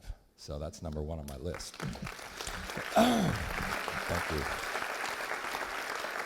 And I think number two on my list needs to be my wife for tolerating my crankiness sometimes. No, your wife, because you're such a wonderful, loving, giving man, right? Yeah, okay, I'll put that There on we there go. too. Well, that's it. And number three, my mentors that have raised my awareness, such as Bob Proctor. It's the first time I've seen Bob, and I'm blown away. It's good, awesome. totally good stuff. My daughter for having such a loving heart and giving me a grandson and a granddaughter. And my mother for so many things. And one of the things that's amazing is that she actually got me involved in my first business, totally by accident. I remember years ago, I said, Mom, working too hard, going back to college, need to find a part-time job. She says, all right, well, you like weird stuff. So what she did was she circled some jobs that she thought I'd like. And one of them was driving a horse-drawn carriage in San Antonio, Texas. And I said, oh, that's cool. I'm going to go see if I can get this job. Got that job for couple of reasons. The lady she'd rather have the restaurant going. So I said, I love this. And I started my own business having horse-drawn carriage in San Antonio, Houston, Galveston, of all places. Southern boy goes to Boston, Massachusetts. I had them around Faneuil Hall Marketplace in Boston. And I did that for 21 years until someone ran over me and broke both my legs. I won't tell you about the horse. You don't want to know. So that was for Mom. My past business is giving me the knowledge and experience. My past experiences, the good, the bad, and the ugly, because it is what has made me that I am today. And I think it's brought more knowledge and understanding. And my relationships with my clients and my agents, they actually do all the work and they pay me when they do so. And I love that. Wow, that's awesome. Awesome. Give him a hand. Yeah. Hey, Richard. How are you? Now, do you see how this can really build? Like, it's like you start writing down what you're grateful for. And then it's like I can't fit it all into one page. It's like there's so much to be grateful for. Did anyone have any challenges? Something you're grateful for? Yeah. Would you like to share? It might help everybody. Okay, so my name's Harvey. I'm from London, and this is really weird because I was just visualizing myself talking yesterday. I was actually in the mirror with the mic. In fact, I love doing my hair. I do my hair in the morning. I spend at least half an hour doing my hair, and I had my comb. I had my comb, and I was talking just like this in front of the mirror, and I was talking about how I got here. And in fact, I'm 20, and I came here myself, and I'm at university at the moment. And it's funny because I was watching the Think and Grow Rich live stream in my university room. I isolated myself and I just watched it straight. I didn't realize that the odd 11, 12 hours went me watching it. But after that I decided, I remember Bob saying in the seminar to write down a goal which scares you. And I said to myself, I'm going to come to this Science of Getting Rich seminar. I had no idea, had no means of payment. And I shouldn't be saying this, but I opened 3 bank accounts, and back in London you can get overdrafts with students. So I tried opening 3 accounts, but they wouldn't let me. But I was just trying to find means of payment, and I was in my room, and I just couldn't sleep. I couldn't contain myself. I started crying, and it was about 2 o'clock in the morning, and I got the phone and I rang my mum, and I said, Mum, I don't know what's going on. I want to go to this seminar. And she knew I wanted to go, but she was saying to me, oh, you don't need all that. And I said to her, Mum, I really want to go. I really want to go. And my mum paid for half of my journey to come here, and I paid the other half. And the other half of that money is the money I needed to pay for my student accommodation.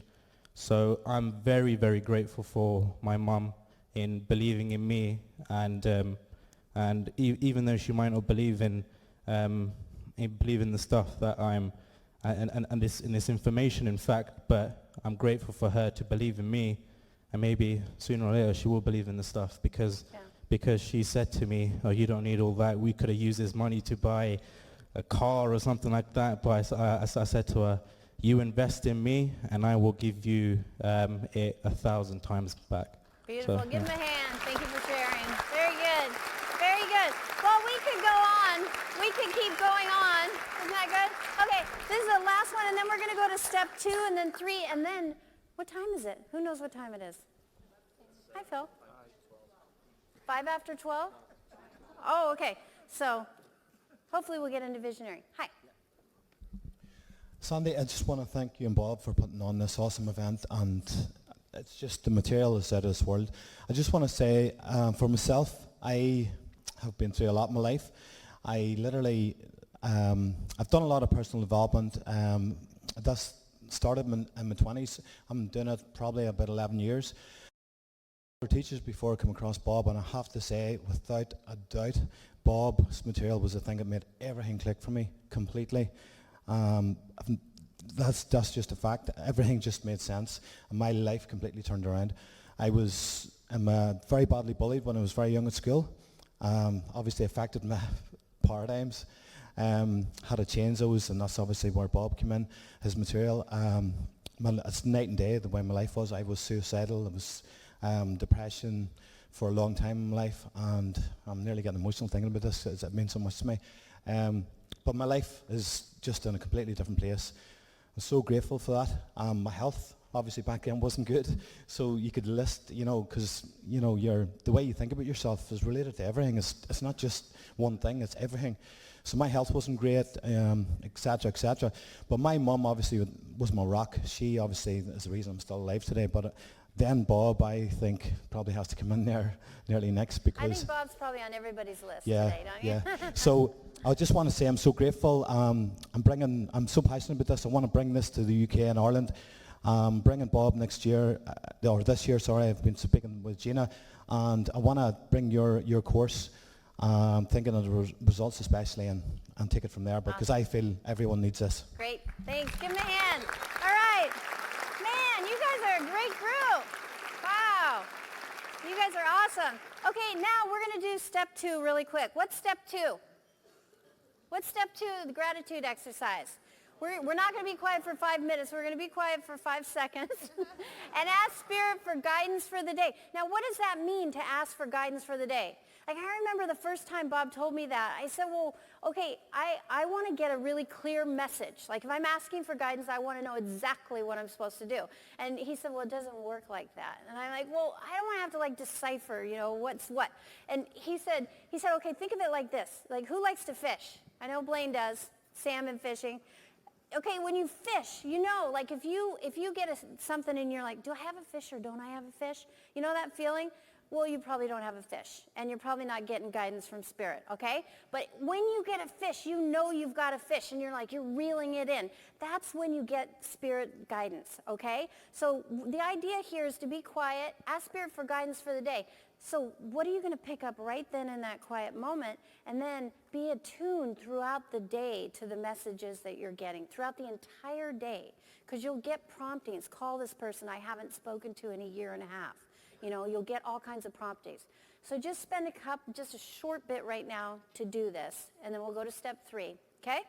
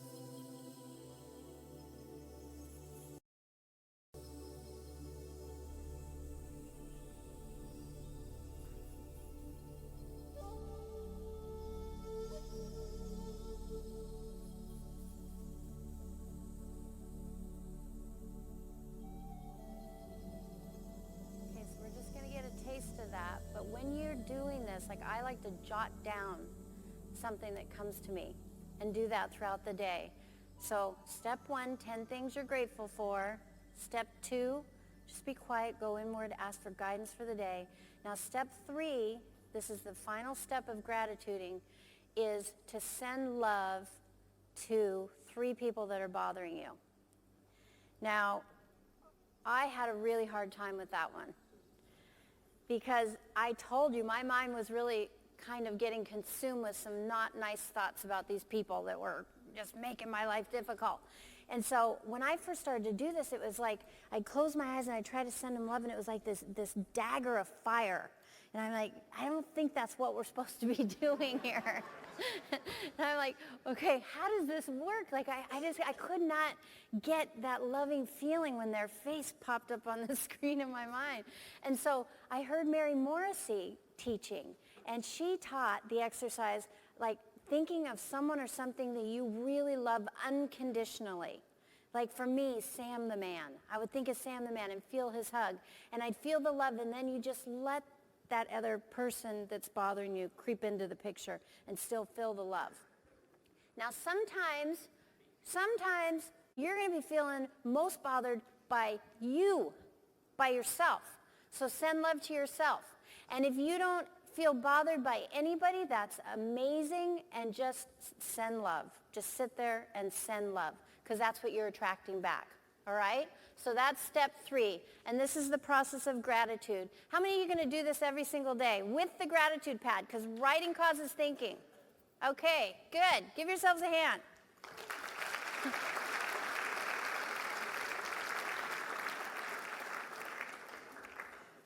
Okay, now we're going to switch gears for this last bit before you go to lunch. And we're going to be going into visioneering. Okay, and visioneering is a really, really powerful mental exercise, and it's really a summary of everything that we've been learning here this weekend.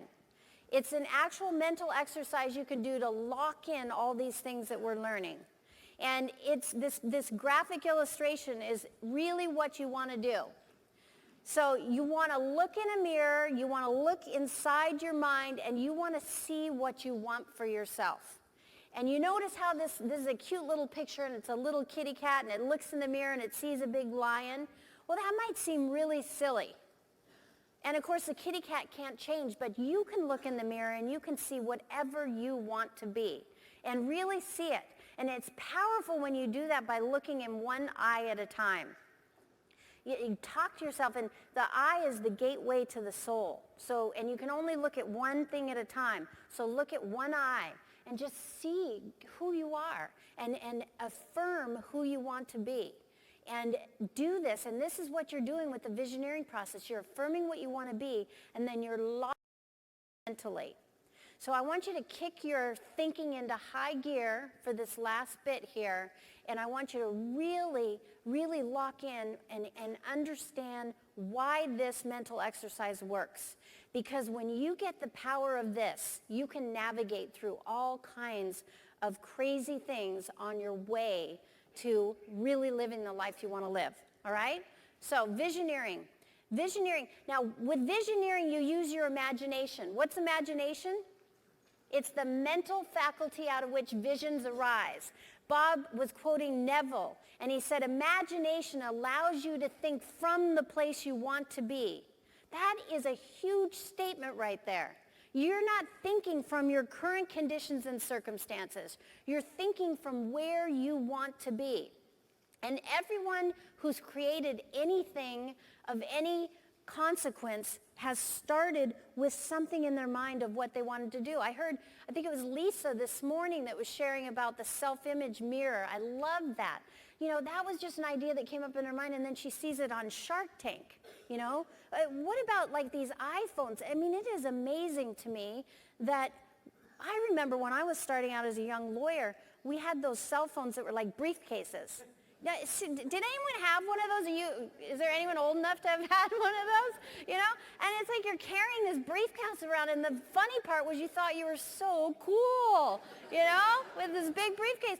And now we got these little iPhones, and I mean, we're communicating with people all over the world right here with this little thing. And we're just in rompers as to what we can do. But it's through the imagination. I mean, you cannot overemphasize the power of the imagination, and it's so underappreciated. In school, kids are using their imagination, and they get, you know, in the Catholic school I was in, smacked on the hand with a ruler. Pay attention. Why don't you pay attention? You know, but if you look at the great CEOs, like I love to study the great CEOs like Howard Schultz of Starbucks, you know, or pick any of your favorite companies and think of the leaders that went out and started the company and got the seed capital and the money for the company. They weren't getting all into the emotion of the numbers, were they? They were they're tapping into people's imagination and getting them to understand the vision of what was possible for that company and really connecting with them. That's what we're talking about here with visioneering. Okay, so really think about it. Get in the screen of your mind the stick person graphic and really get it firmly in your mind. With the stick person graphic, you got your mind, and you want to really focus on the fact that your conscious mind is your intellectual mind. Your subconscious mind is where your paradigm is. And we are programmed to live through our senses. This see, hear, smell, taste, and touch. This is happening all the time. We don't even know it. And even when we think we get this, it's like it's operating here and we don't even know it, and we're taking all this in, and we've got this filter it's stopping us from seeing the good right in front of us. So this mental exercise, it allows us to really understand this, to tap into the intellectual faculties of the will and the imagination. Those are intellectual factors. And what they enable us to do is to change the paradigm. That's really what we're after. We're trying to change the paradigm. So what do we do with exercise? We sit down. Do it ideally after gratituding. You sit down and you say, okay, I'm going to shut off the senses for the purpose of doing this exercise. You shut off the senses and you focus on your will and your imagination. And then in your conscious mind, you get a clear picture of what you want. And you get so clear that it turns into, it's like this dream, and you're really letting it go with your imagination. And then through repetition, you just keep impressing it upon your subconscious mind. And you do it over and over. Impress it on your subconscious mind. Be there. Be there mentally. And it turns it into a desire. And desire is the unexpressed possibility within, seeking expression without, through your actions. It's percolating. It has to express itself. It changes, like the vibration in the body is changed. And now this is all you have to do, is this exercise. And your vibration is changed. What's that going to do?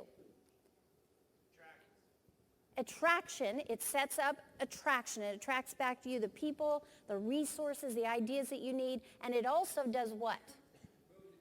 Moves you into action to do the things you have to do. We can't just sit there and say, I see it. You have to go out there.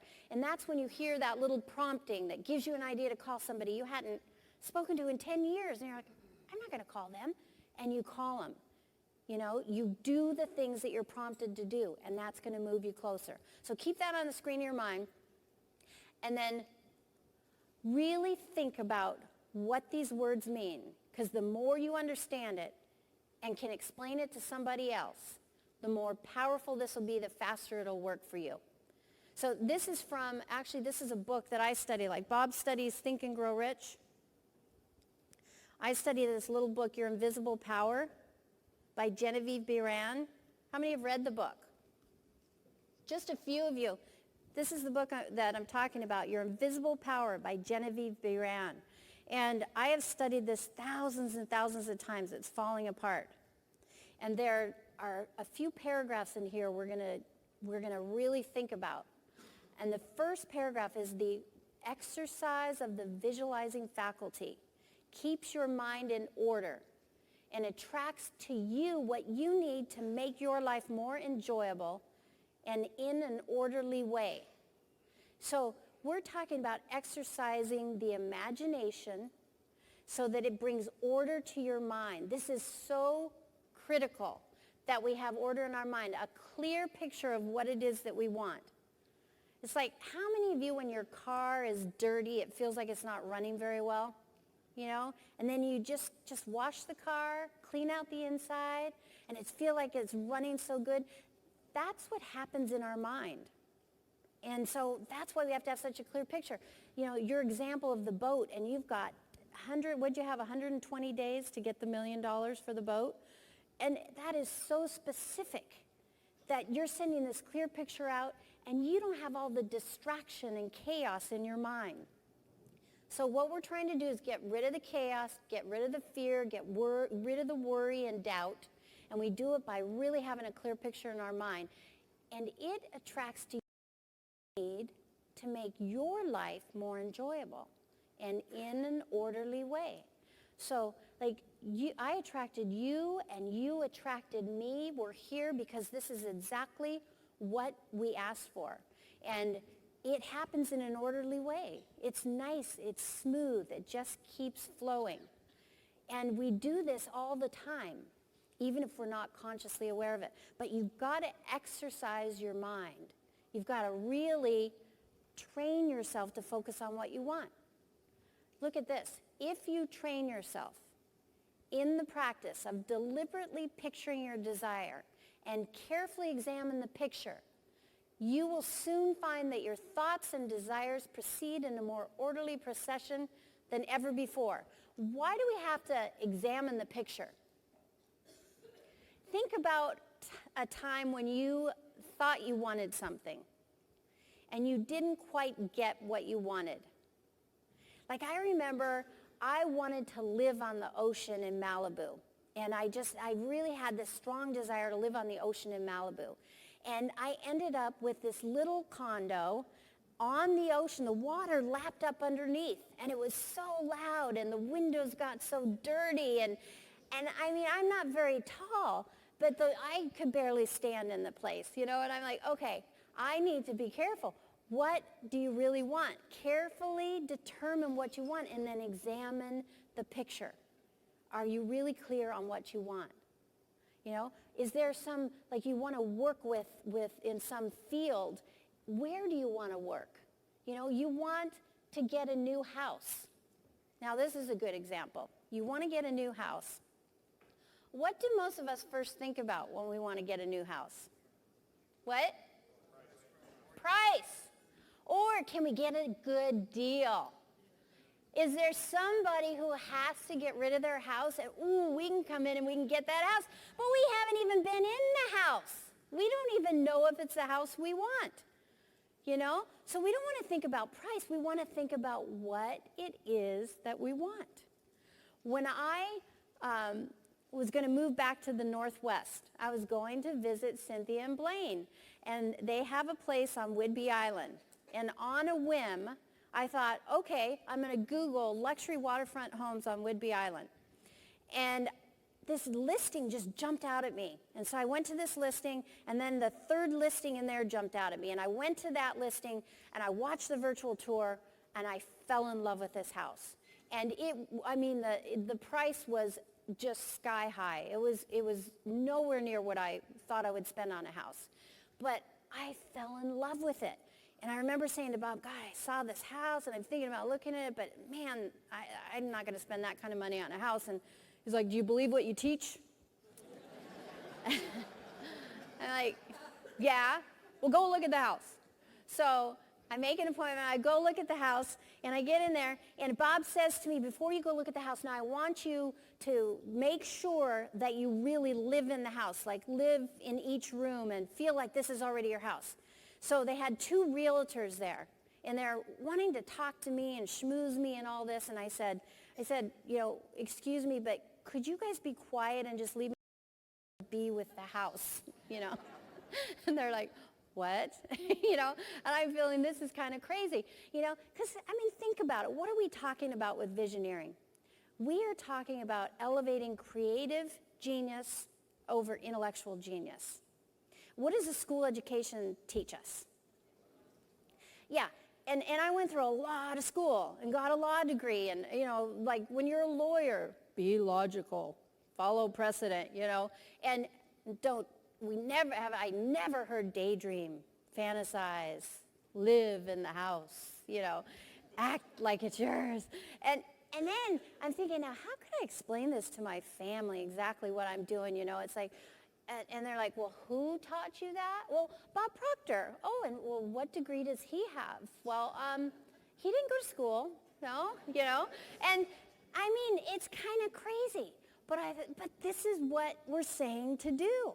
And so the realtors gave me crazy looks, but they left me alone in this house, and I sat in every room and lived in the room, and I talked to the house, and I visualized, this is the key thing, I visualized having Christmas dinner there with my family.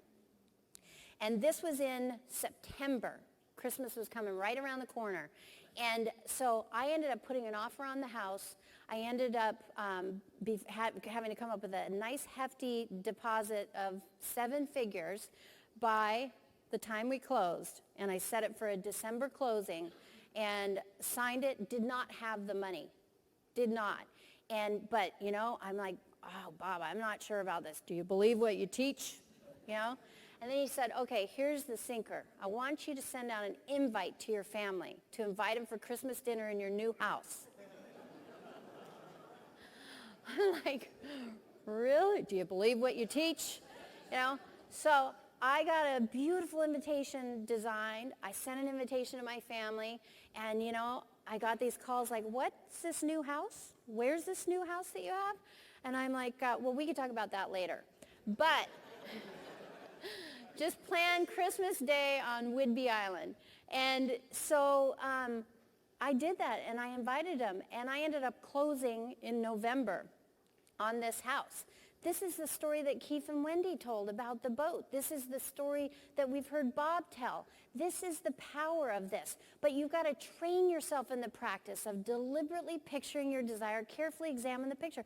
What do you really, really want? You don't just want to get a deal. You want to get the house of your dreams, you know? What is that? And carefully examine it and keep reshaping it and clarifying it. And then your thoughts and desires proceed in a more orderly procession than ever before. So like Arash, wasn't that cool when we gave him the diamond pin, Arash? Oh my gosh. And he said to me afterwards, he goes, you won't believe it, but I have been visualizing the diamond pin on my lapel. He had no idea we were going to do this. Carefully visualize it. Train yourself. What's the most important word in that paragraph? If you do it, because most people are not going to do this.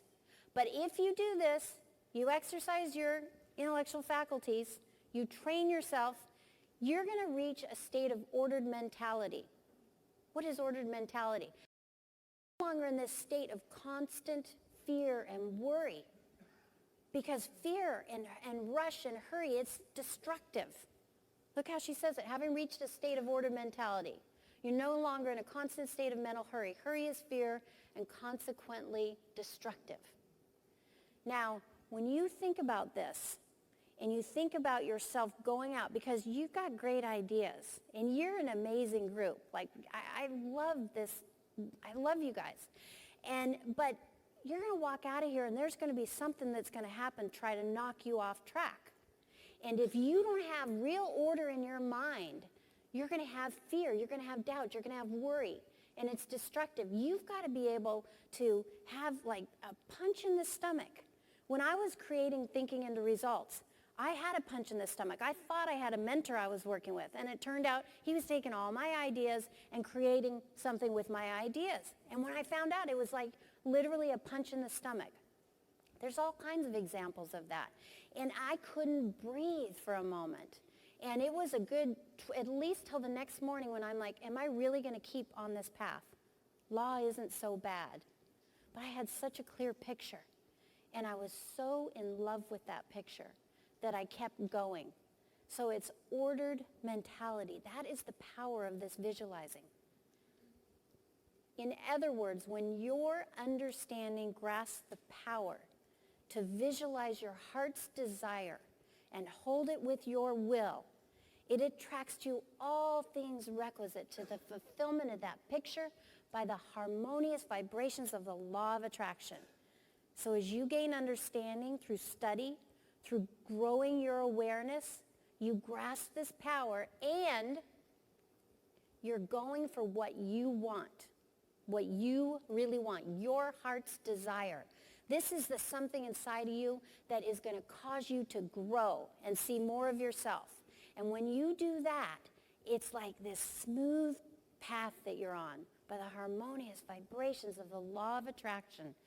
And strange things start happening.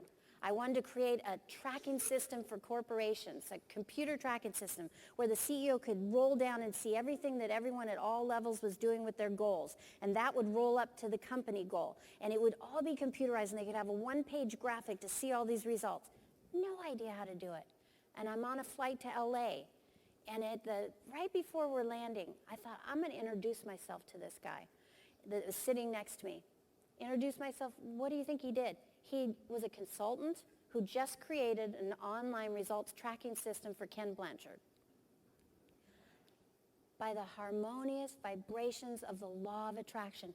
What is the picture in your mind? And you can do this all day throughout the day. Get this. You realize that since order is heaven's first law, and visualizing places things in their natural order, it must be a heavenly thing to visualize. It's a heavenly thing to visualize. You know, what does heavenly even mean? I don't know, but we can all think about what a hell of a state is. Wouldn't we rather be in a heavenly state? That's what visualizing is, if you're doing it the way it's meant to be done. But consciously. How did that slide just get up there?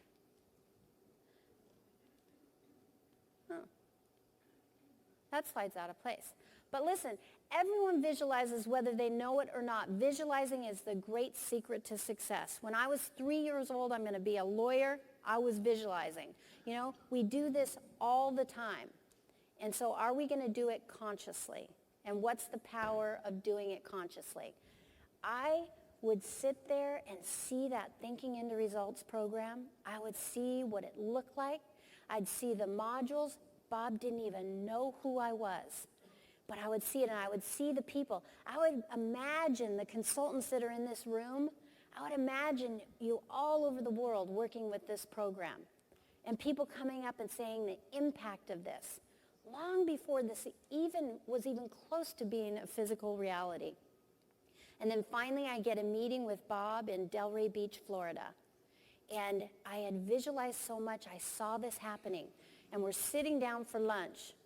And at dinner last night, Bob and Penny was mentioning the grilled cheese sandwich because he had had a meeting with Bob. He ordered grilled cheese. I'll never forget, Bob ordered grilled cheese sandwich, cottage cheese, and tea with milk. I thought, oh, that sounds terrible. And I thought, wait a minute, that might be good. So I ordered the same thing. So we're sitting here eating this, and he says, okay, here's the deal. And he said, this is the deal. We're gonna start a company, and you invest in it. You put all the capital in it. You're gonna own this % of the company. You're gonna run it. You're gonna do this. It was a nice, hefty 6-figure sum, and you're gonna run all this, and you're gonna pay for the production of the program. And you don't have to answer right now, but that's the deal. I'm thinking, thank God I don't have to answer right now. But I didn't talk to anybody. Now, some people say, go out and tell everybody what you're going to do. But if you go do that, you better be prepared to really keep out any naysayers, anyone that has doubt about what you're doing. Because you just want to have this big, beautiful vision of what you're going to do. And so I decided midnight that night, I am going to do this. I don't know how, but I'm going to do it. And the next morning in the seminar, 683 people, Bob's up there teaching, and it's a Michael Beckwith event with Bob Proctor. And Bob comes on stage and he goes, our company's growing, and we've attracted this lawyer. And he looks out in the audience like right about where you are. And I was in the dark. I don't even know how he could see me. Bright lights in his face. We do have a deal, don't we?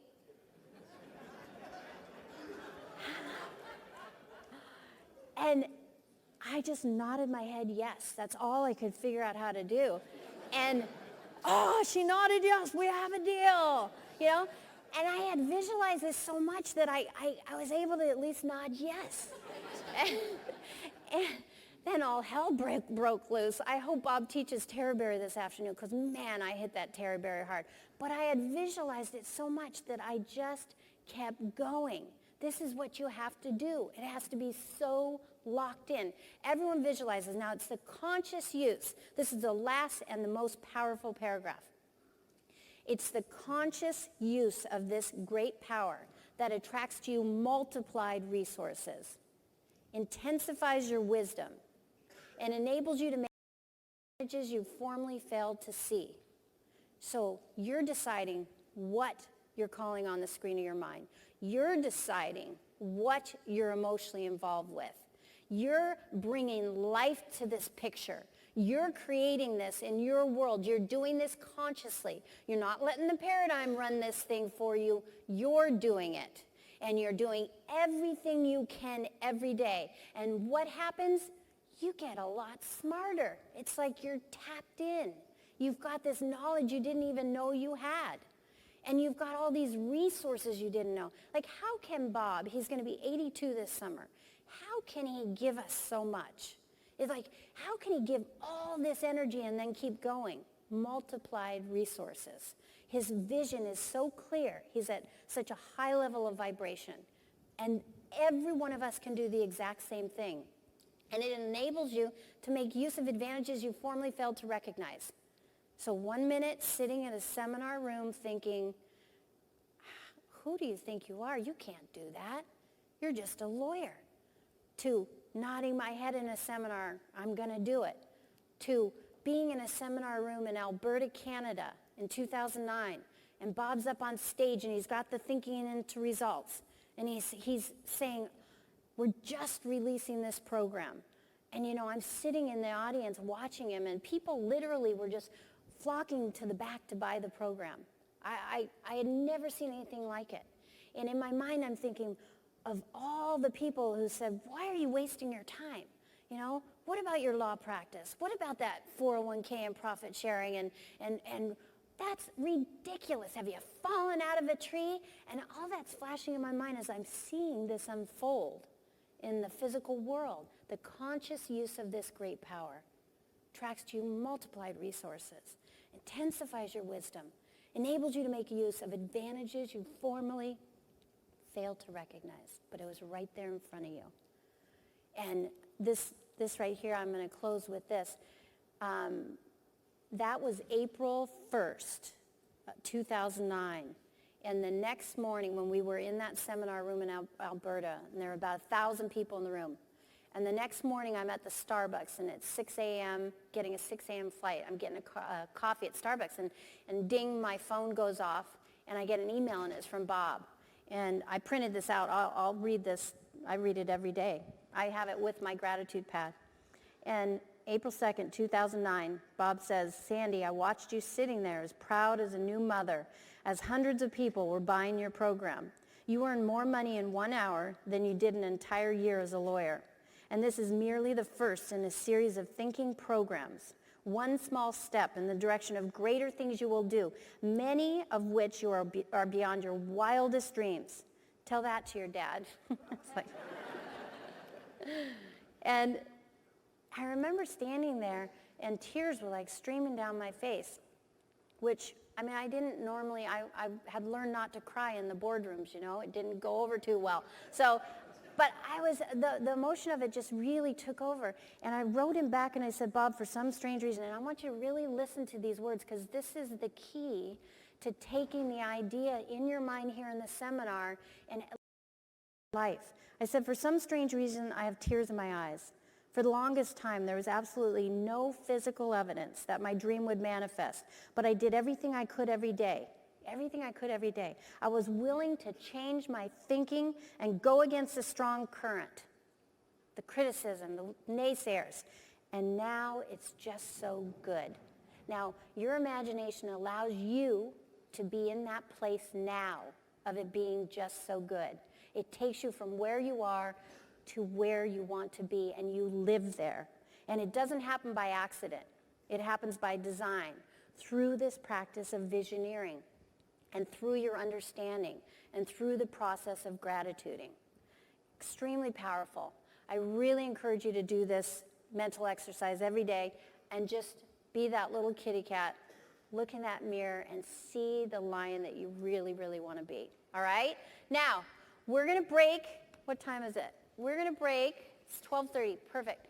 We're going to break, and we're going to have the VIPs go first through the door, if we could just do that again. And then the back, if you can just wait for VIPs because they have to get to the Q&A. All right, did everybody enjoy this morning? Yeah. Woo! Good. Now go get some lunch and come back. We'll see you at 2.